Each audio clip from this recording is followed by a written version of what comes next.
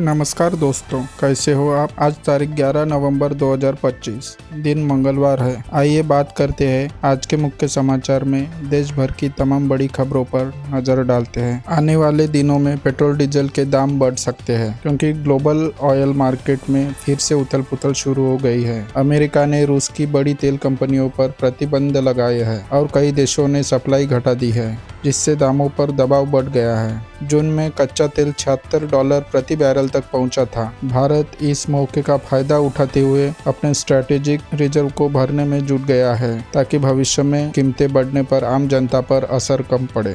Brazil और Philippines इस समय भीषण प्राकृतिक आपदाओं से जूझ रहे हैं। ब्राजील के पराना राज्य में तूफान और तेज बारिश ने भारी तबाही मचाई, जिसमें 6 लोगों की मौत हो गई और सैकड़ों घायल हुए। कई घरों की छतें उड़ गई और सड़कें टूट गई। वहीं फिलीपींस में फंगवोंग सुपर टाइफून के चलते 1.5 लाख से ज्यादा लोगों को सुरक्षित स्थानों पर पहुंचाया गया है। दोनों देशों में तेज हवाओं और बारिश ने हालात बेहद गंभीर बना दिए हैं। राहत कार्य तेजी से जारी है। भारत सरकार ने पैन कार्ड और आधार को लिंक करना अनिवार्य कर दिया है और इसकी अंतिम तारीख 31 दिसंबर 2025 तय की गई है। अगर आपने समय पर यह काम नहीं किया तो 1 जनवरी 2026 से आपका पैन कार्ड निष्क्रिय हो जाएगा। इसका मतलब न आप ITR फाइल कर पाएंगे, न टैक्स रिफंड मिलेगा और न ही बैंकिंग या निवेश से जुड़ा कोई लेन देन हो सकेगा। इसलिए विशेषज्ञों की सलाह है कि देर न करें, तुरंत पैन आधार लिंकिंग करा लें और भविष्य की परेशानी से बचें। मध्य प्रदेश में विधायकों की बल्ले बल्ले होने वाली है क्योंकि सरकार 9 साल बाद उनके वेतन और भत्ते बढ़ाने जा रही है। इसके लिए विशेष समिति की बैठक 11 नवंबर को तय की गई है और उम्मीद है कि शीतकालीन सत्र में विधेयक पेश होगा। इस फैसले से न सिर्फ मौजूदा विधायकों का वेतन बढ़ेगा बल्कि पूर्व विधायकों की पेंशन और सुविधाएं भी बढ़ेंगी। वही विपक्ष ने इसे जनता के मुद्दों से ध्यान भटकाने वाला कदम बताया है। राजनीतिक हलचल अब और तेज हो गई है। सुप्रीम कोर्ट ने पश्चिम बंगाल सरकार को बड़ी राहत देते हुए आदेश दिया है कि फिलहाल OBC दर्जा रद्द करने वाले मामले कलकत्ता हाई कोर्ट में कोई कार्रवाई नहीं होगी। यह वही मामला है जिसमें हाई कोर्ट ने 2010 के बाद दी गई कई जातियों की OBC मान्यता को रद्द कर दिया था। राज्य सरकार की दलील थी कि इस फैसले से लाखों लोग प्रभावित होंगे। सुप्रीम कोर्ट ने अब इस पर रोक लगाते हुए अगली सुनवाई की तारीख 18 नवंबर तय की है। अमेरिका में 40 दिनों से चल रहे शटडाउन के जल्द खत्म होने की उम्मीद बढ़ गई है। सीनेट ने एक अहम बिल को मंजूरी दे दी है जिसमें शटडाउन के दौरान निकाले गए कर्मचारियों को दोबारा बहाल करने और बकाया वेतन देने का प्रावधान है। यह समझौता दोनों दलों के नेताओं के बीच बातचीत के बाद तैयार हुआ है। माना जा रहा है कि ट्रंप प्रशासन को आखिरकार झुकना पड़ा है। अब यह बिल प्रतिनिधि सभा में पेश होगा, जिससे सरकारी एजेंसियों को जनवरी तक फंडिंग मिल सकेगी।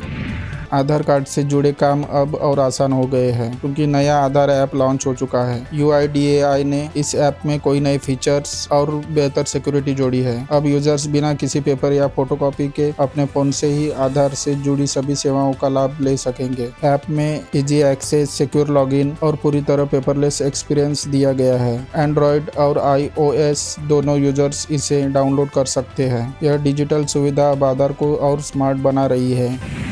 देश में हाईवे पर बढ़ते हादसों पर सुप्रीम कोर्ट ने सख्त रुख अपनाया है। कोर्ट ने NHAI और परिवहन मंत्रालय से 2 हफ्ते में रिपोर्ट मांगी है। जस्टिस JK माहेश्वरी और विजय बिश्नोई की बेंच ने कहा कि जब सड़कों की हालत खराब है तो टोल वसूली का क्या औचित्य है। कोर्ट ने सड़क पर गड्ढों, खराब मेंटेनेंस और बिना अनुमति खुले ढाबों को हादसों की बड़ी वजह बताया। सुप्रीम कोर्ट ने स्पष्ट कहा कि इन लापरवाही को तुरंत रोकना जरूरी है। उत्तर प्रदेश के मुख्यमंत्री योगी आदित्यनाथ ने बड़ा ऐलान करते हुए कहा कि अब प्रदेश के सभी स्कूलों में वंदे मातरम का गायन अनिवार्य होगा। उन्होंने इसे राष्ट्रभक्ति और एकता का प्रतीक बताया। CM योगी ने कहा कि वंदे मातरम का विरोध करने वाले वही लोग हैं जिन्होंने देश के विभाजन का माहौल बनाया था। उन्होंने चेतावनी भरे लहजे में कहा कि अब देश में कोई दोबारा जिन्ना बनने की कोशिश करेगा तो उसे बर्दाश्त नहीं किया जाएगा। उनके इस बयान पर सियासी हलचल तेज है।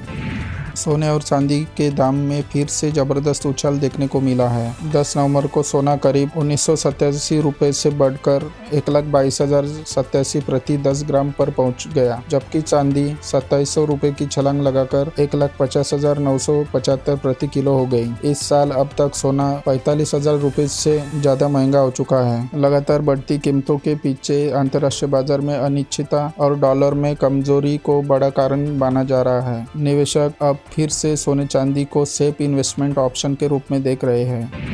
यूजीसी नेट दिसंबर 2025 परीक्षा के लिए एनटीए ने करेक्शन विंडो खोल दी है। अब उम्मीदवार 12 नवंबर रात 11:59 तक अपने आवेदन फॉर्म में जरूरी सुधार कर सकते हैं। ये मौका सिर्फ एक बार मिलेगा, इसलिए फॉर्म सबमिट करने से पहले हर डिटेल को ध्यान से चेक कर ले। करेक्शन प्रक्रिया एनटीए की ऑफिशियल वेबसाइट पर चल रही है। कई छात्रों के लिए ये राहत की खबर है, क्योंकि आवेदन के दौरान हुई गलतियों को अब आसानी से सुधारा जा सकता है।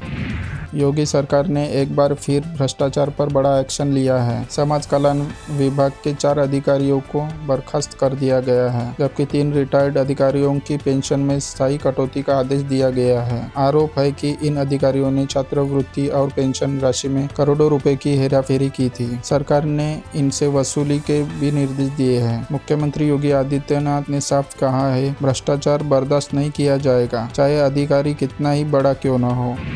सरकारी कर्मचारियों के लिए बड़ी खुशखबरी आ सकती है। 8वां वेतन आयोग अब पहले से ज्यादा खास होने वाला है। सूत्रों के मुताबिक सरकार इस बार सैलरी स्ट्रक्चर को प्राइवेट सेक्टर जैसा बनाने की तैयारी में है, यानी अब परफॉर्मेंस के हिसाब से सैलरी और प्रमोशन तय होंगे। जो ज्यादा मेहनत करेगा उसे मिलेगा बड़ा इनाम। एफिशिएंसी, अकाउंटेबिलिटी और रिस्पॉन्सिबिलिटी पर रहेगा खास फोकस। अगर ये लागू होता है तो सरकारी नौकरी न सिर्फ सुरक्षित बल्कि और ज्यादा फायदेमंद भी बन जाएगी। मुंबई से कोलकाता जा रही स्पाइस जेट की फ्लाइट में उस वक्त हड़कंप मच गया जब हवा में ही एक इंजन फेल हो गया। 170 यात्रियों की सांसें थम गई, लेकिन पायलट की सूझबूझ और एयरपोर्ट टीम की तत्परता से बड़ा हादसा टल गया। रात करीब 11:38 पर विमान की सुरक्षित इमरजेंसी लैंडिंग कराई गई। रात की बात ये रही कि सभी यात्री और क्रू मेंबर्स पूरी तरह सुरक्षित हैं। एयरलाइन ने तकनीकी जांच शुरू कर दी है ताकि ऐसी घटनाएं दोबारा न हो। मौसम एक बार फिर करवट लेने वाला है दोस्तों। भारतीय मौसम विभाग ने ठंड बढ़ने के साथ बारिश की चेतावनी जारी की है। झारखंड के 6 जिलों में 12 नवंबर तक शीतलहर चलने के आसार है, जबकि दक्षिण भारत में बंगाल की खाड़ी और तमिलनाडु के आसपास बने चक्रवाती सिस्टम के कारण 10 से 13 नवंबर तक बारिश की संभावना जताई गई है। केरल में भी बादल गरज सकते हैं, यानी आने वाले दिनों में ठंड और नमी दोनों साथ साथ महसूस होंगे। तैयार रहे मौसम के इस बदलाव के लिए।